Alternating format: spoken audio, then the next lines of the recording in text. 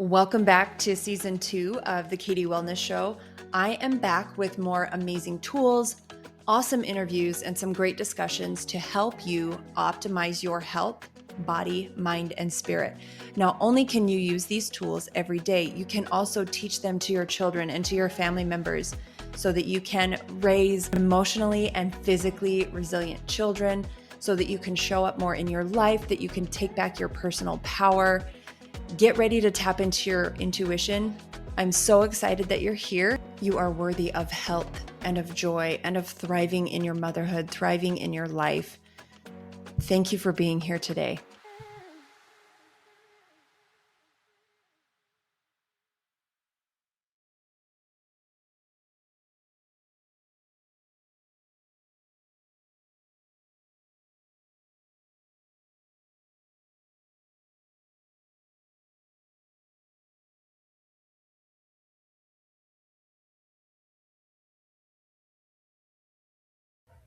Hey, welcome back to the Katie Wellness Show. This is your host, Lindsay Katie. I don't know how the weather has been where you live, but where I live, we've had a very mild winter, and within a week, it feels like has become summer. We kind of skipped over spring. We kind of skipped over that time outside where it's like mild temperatures and it feels like it's time to go to the beach and to be at the pool and to be outside because the weather's nice. It is too hot. And in my home, I don't have any AC. So the best place for me to cool off is at the pool or at the beach, somewhere outside, which means I'm going to be spending a lot more time outside, exposed to the sun. And one of the questions that keeps coming to mind, or one of the questions that I've been asked, can you prevent sunburn without sunscreen? And there are things that you can do, but it's not, all of these things combined is not going to be a surefire way to prevent sunburns. But there are things that we're going to explore today, and we're going to clear up some of these half-truths or myths that sunscreen is toxic and that the sun is dangerous. We're going to talk about how to find a sunscreen that is not toxic and when to use it. And we're going to talk about how the sun can cause damage, but is not dangerous if used appropriately. Anything in excess is going to be dangerous. So today we're going to cut through the noise and we're going to talk about what actually works and where sunscreen fits into this whole equation of preventing sunburns. So we're going to talk about external protection, the external factors coming in. If you've ever had a hair scan with me, you know we talk about the external factors coming in. What in the environment can we do to help protect ourselves? The sun's rays are most harsh between 10 a.m. and 4 p.m. So if we're able to avoid being out in the sun during those times, you're going to have the most protection.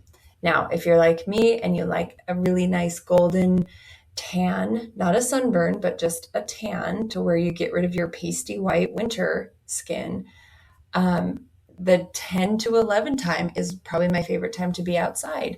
So if I'm going to be outside working on not being pasty white, what are some things that I can do to help protect myself? If I'm not worried about a tan, I'm going to cover up. I'm going to wear hats, long sleeves. From what the research suggests, this is often more reliable than sunscreen. And being intentional about being in the shade. If I'm at the beach and completely covered and I'm under the shade, there is still a chance I could get sunburnt because the ocean reflects the UV rays. So that's something to also be aware of is, are there reflective surfaces around you? The bottom line is the less UV that hits your skin, the lower your risk of getting a sunburn. What can we do internally? So if you're like me and you want to have a nice tan instead of a burn, what are some things that you can do to protect your skin? Well, when we are exposed to those UV rays, our skin is under stress. It's called oxidative stress. And things that we can do to help our bodies is by increasing foods with antioxidants and carotenoids. This includes lots of berries. Also, I feel like eating with the seasons also plays a big part into getting a variety of antioxidants and carotenoids and getting a variety of the nutrients. If we're eating for what's in season during the summertime, when we're spending all that time outside, that's when the strawberries are ripe and delicious. That's when the raspberries are ripe and delicious. So if we can just pay attention and be aware of what foods are available to us during those times, those are going to be the foods that our body needs during that season. If we are talking supplements, as I was researching, I learned about this really cool supplement that helps increase your body's UV tolerance, meaning it prevents sunburn by supporting your body from the inside out. And I'm going to try and pronounce this correctly, but the supplement is called Polypodium leucotomos. It is a tropical fern found in Central and South America, and it has been studied for its ability to reduce ultraviolet or UV-induced skin damage and to support skin health. This is a supplement that I am excited to look into more and start trying on myself. So this is just, know that it is an option, that there are things supplement specific that can help you. Also, anti-inflammatory supplements or omega-3 rich foods can help. There is not a ton of evidence on omega-3s preventing sunburn, but we know that omega-3s are great for the skin. So there's more evidence coming out on that. Not a strong case to say, yes, if you take omega-3s, it will prevent sunburn, but there is evidence to suggest that that is true. So those areas that I just talked about were strongly correlated with reducing sunburn. The gray area is making sure you're hydrated. Being hydrated is a very supportive and necessary and needed thing to make sure you're not going to experience heat stroke or heat exhaustion. So in that way, it is supportive, but there's nothing in the literature that suggests that it protects from sunburns. And if we are mindful about slowly building up our time in the sun, we are a lot more likely to prevent sunburn. I know for me in the past, especially before I understood a lot of natural ways to help the body, it was, I just need to get a really good sunburn and get a good base. My first sunburn of the year is always the worst. And then after that, I just tan all summer. Well, I can't afford to do that anymore. We're not doing that anymore, right? That is unnecessarily causing a lot of damage to your skin. Instead, slowly build up the amount of time that you're spending outside in the sun in contact with those UV rays. And slowly over time, your body will adapt rather than that initial thinking we have to get a really bad burn before we can move into the tan. So this is kind of the gray area. Gradual exposure, which I'm a big fan of, and hydration. Love me some water. They are helpful, but on their own, they're not enough. It's important to be doing some of these other things. So where does sunscreen actually fit into all of this, especially if you are trying to avoid toxic products full of chemicals and endocrine disruptors? What are some things that you should look for in a better sunscreen? I was really excited that as I was researching this, I found that the Environmental Working Group, or the EWG, has a website. I know there are lots of apps available that do the same thing, but for the ewg.org/sunscreen has a search function, and you put in the brand or you put in the exact name of the sunscreen that you're researching or that you're thinking of purchasing, and it will give you a score. Verified is the best, 1 is the next best, and 10 is the worst. And with each sunscreen, if you search it, it gives you the number. You can click on the number and it will break down all the ingredients that are listed on the back of the bottle in that product. And it will say this, it will say zinc oxide. This is EWG verified. This is an amazing product. We want this to be in our sunscreens. Fragrance. Oh, this is a 4. Fragrance is not good to have because it's generally considered an endocrine disruptor. And the more items in the ingredient list that are positive or negative, that's what affects the end score. So I thought this was really a good way to gauge if the type of sunscreen you're wanting to purchase is a good choice or not. So some of the things you want to look for in a sunscreen, in a non-toxic sunscreen: zinc oxide. This is like the gold standard. And then titanium dioxide is like the next best. So these sit on top of the skin and reflect the UV rays rather than absorbing it and causing that damage in the skin. You also want to look for a UVA and UVB coverage, just meaning that those different waves are blocked using the sunscreen. An SPF 30 to 50 is sufficient.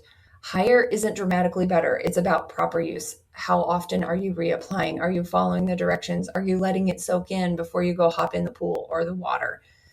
So that is going to be one of your biggest predictors in how well your sunburn is prevented. Is, are you using it as directed? Are you letting it soak in? A lot of us don't do that. Are you reapplying after you get out of the water and like get your skin dried off? Or do you wait 3 hours and then think, oh, I should probably put on more sunscreen after you already feel like you're burning?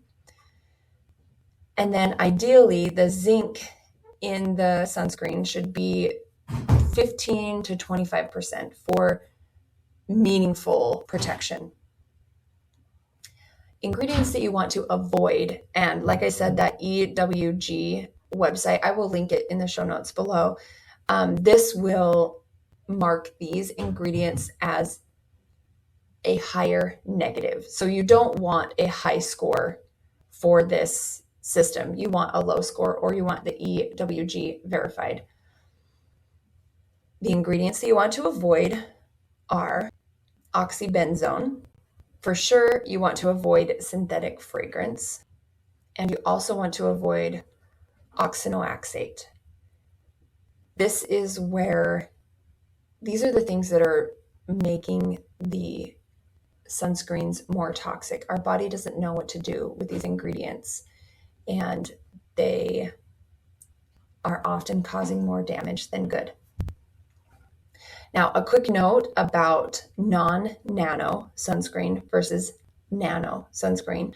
The non-nano sits on the skin. It's not as easily absorbed into the skin. And with these items, it's really more personal preference. Try a non-nano versus a nano and see which one you like better. So a non-toxic sunscreen isn't about being perfect. It's about choosing something you'll actually use consistently and that reduces your overall toxic load. And I wanted to share with you, according to some of the sunscreens that I checked out on that website, Think Sport, the brand Think Sport, is the only one that I found that was EWG verified, meaning best rating, great ingredients. It's going to work really well and not cause a lot more chemical damage within your body. A couple other, I guess, honorable mentions. The Badger brand, most of those that I looked at were awesome. And that's the brand that I use. I have a face one and an all over body one, and I love that one. It doesn't feel super greasy. It has a nice smell to it. That's just my 2 cents. Raw Elements was another brand, and A Cure. And then Native, which I was actually surprised. I feel like Native brands are kind of in the gray area of whether they're toxic or non-toxic. But the sunscreen that I looked up, they had a score of 2, which is pretty good. That's just a really cool resource that you can use as you are shopping. And I know the apps work great when you're in the store, but if I'm online researching something on my computer, I want to be able to just type it in really quickly and search it there. So you should be able to do that. So remember, here's the caveat, I guess, with sunscreen. Even clean, non-toxic sunscreens need reapplication, and they can fail if under applied.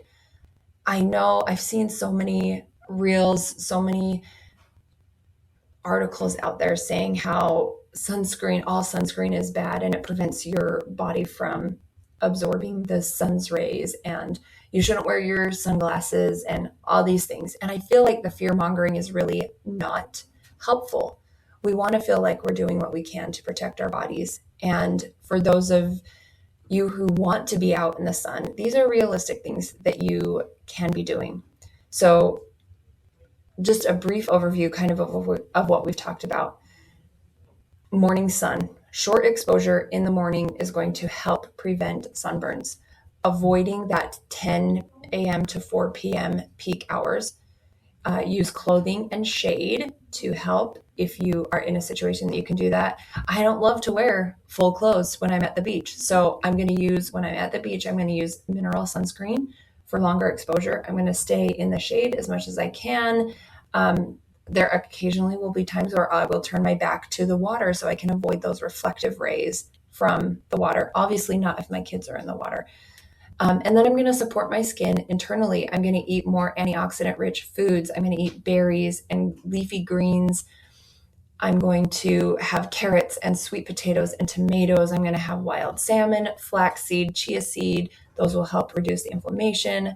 I'm going to eat some polyphenols, dark chocolate, and olive oil. I'm going to stay hydrated, especially with electrolytes. If I'm spending a lot of time outside where I'm sweating, I want to replace those lost minerals.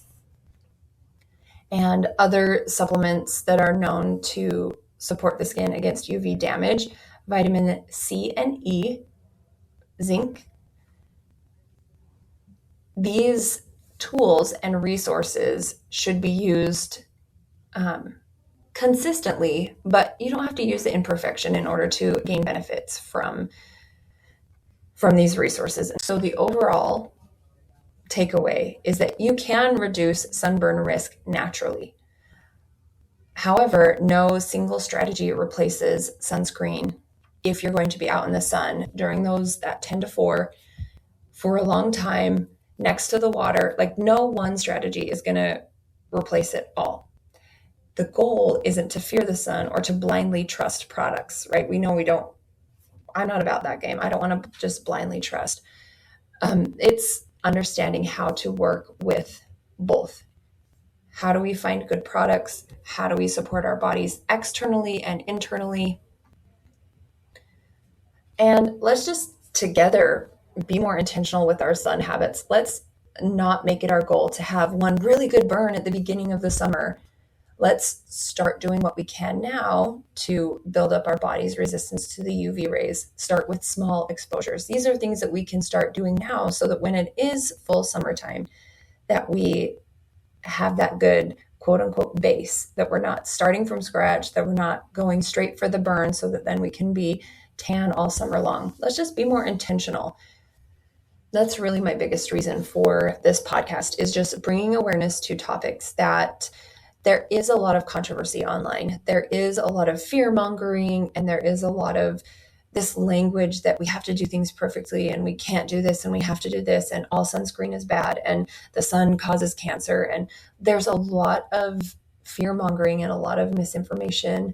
And I feel like there is a little bit of truth in all of that, but the way that it's being presented makes it seem like all sunscreen is bad and the sun is dangerous, which just isn't true. We are meant to absorb that energy from the sun. It is very healing, just like the energy from the earth is very healing. And if we can weed through some of the propaganda that is out there and the marketing by companies that are like, our brand is the best and it's non-toxic, and how do you know if it's actually non-toxic or not? So I would highly recommend using the EWG website and learning from the information that you find there. Hopefully this episode was helpful in helping you to know things that you can start doing now to protect your own skin from the sun, internally and externally. I look forward to talking with you next week. I've got a really great episode all lined up and ready, and I'm excited to share it with you. I look forward to talking with you next week.